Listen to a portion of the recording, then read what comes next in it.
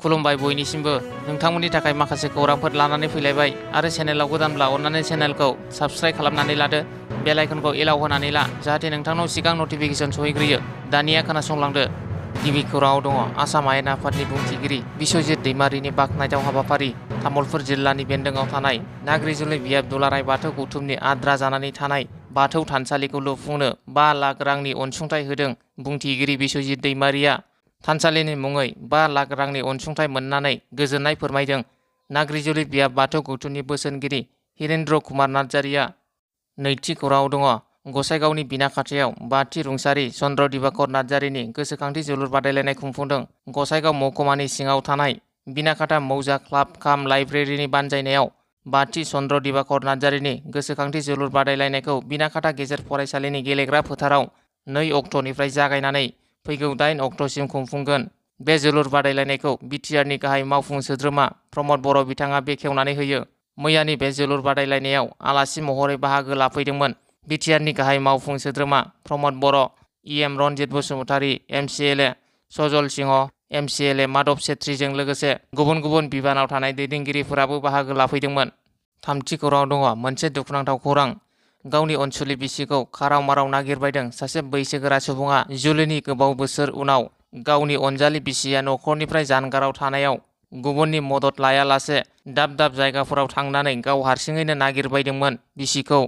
धेमाजि जिल्ला जनाय रामदन दिखारि पन्चायतनि बदलपुर गामिनि थागिबि हरेन बसुमतारीनि आंगो बिसि सपना बसुमतारीया गोमानानै दं। मिथिनो मोननाय बादिब्ला थांनाय 8 आगस्तखालि फुंनि 8 रिंगासोआव सिमेन्ट सापरिनि मानकपुराव थानाय गावनि न'निफ्राय बहाबा ओंखारलाङो सपना बसुमतारीया आरो दिनैसिमबो न' फारसे गिदिंनानै फैफिनाखै गोमानाय आइजो सपना बसुमतारीया।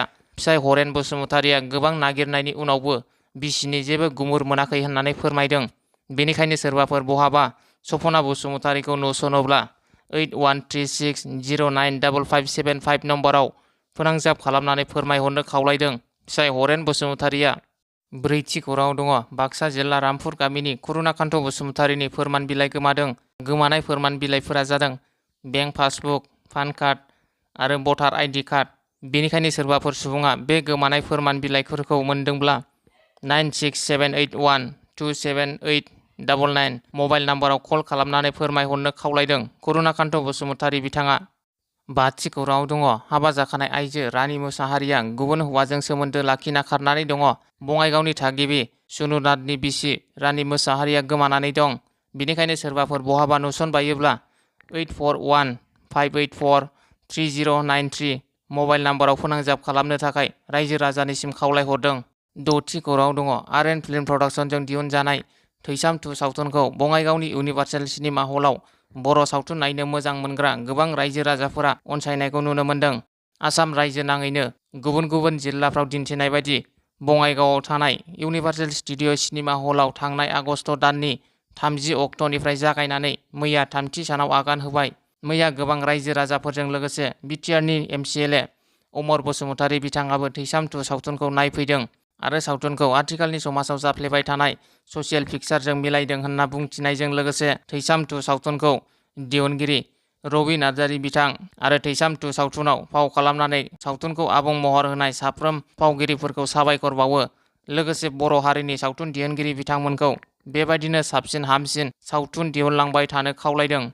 स्निथि खौराङाव दङ मोनसे दुखुनांथाव जाथाय। बे दुखुनांथाव जाथाया क'क्राझार जिल्ला गसाइगाव महकुमानि सिङाव थानाय जमुना तारिनि तुलसिबिल गामियाव नुर इस्लाम मुंनि 55 बोसोर बैसोनि सुबुंखौ गावनिनो फिसाज्ला दरमेश आलीया खास्रि बिस्रियै बुथारदों। खौरां मोननाय बादिब्ला दरमेश आलीया ड्राग्स बायनो थाखाय गावनि बिफा नुर इस्लामनाव फैसा बिदोंमोन। पुलिसआ गिबि नायबिजिरनायाव मिथिनो मोन्दोंदि नुर इस्लामखौ बुथारनायाव दरमेश आलीजों लोगोसे सानिदुल आली आरो सैदुल आलीयाबो दंफादेरोमोन। बेबादि सोमोनांथाव जाथायनि सायाव जायगानि थागिबि सुबुङा फोरमायनाय बादिब्ला तुलसिबिलाव बेबादि जाथाय जानाया लाजिनांथाव। फेग्रा मुवा बायनो थाखाय रां मोनैयाव सासे फिसाज्लाया गावनि बिफाखौ बुथारनाया जोंनि समाजाव मोनसे गिख्रंथाव जेंनाखौ दिन्थियो।